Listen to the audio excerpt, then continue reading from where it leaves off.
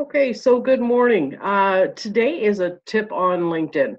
I see this happen a lot of times when I'm doing training on LinkedIn.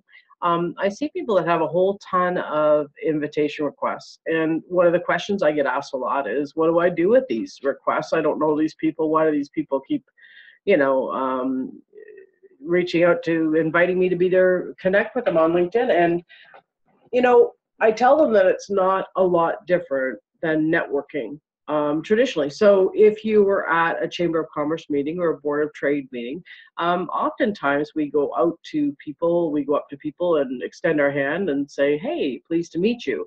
And certainly those that are eloquent and are good at creating conversations often create new networks, extend their networks. Oftentimes you find someone you can help or that they can help you. And that's what the basis of business networking is all about. Now, LinkedIn is a business network, and it should really operate the same way. Although a lot of people are not that affluent with LinkedIn, they just don't get the language, the new social media language, the technology, and so as such, oftentimes people will reach out to you, and they don't put a message out. Now, in this particular case, you can see that Mike he did. He created a message to me, and I can see a little bit of that message here. It says, "Hey, Sue, I hope everything's going great with you." And he's starting a conversation. And so you might read that and say, "I either know him or I don't," and you might accept or you could ignore.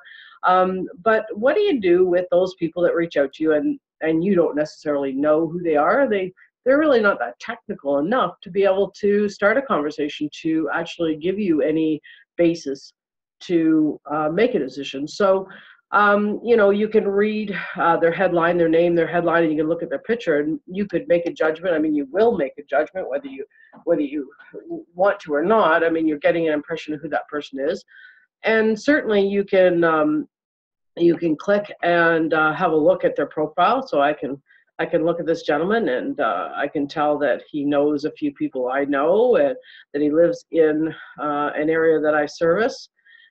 He's into space. This is all good. But so now I make a decision whether I want to just friend him. But if I do that and I accept his friendship, then really I've done the same thing as him. I haven't really created a conversation, and creating a conversation is really what starts the business magic, the business networking magic happening.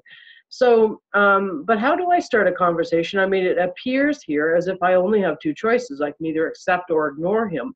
But I want to create a conversation. I mean, that's what you would do at a chamber or a board of trade. So, but I'll tell you the trick today. The trick is that you can click on Manage All.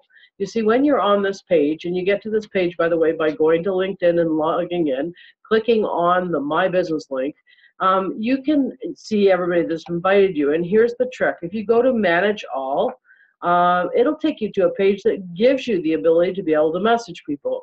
So I could now click on message, and I could message Andre and start a conversation. And based on that, I could decide whether I want to accept or ignore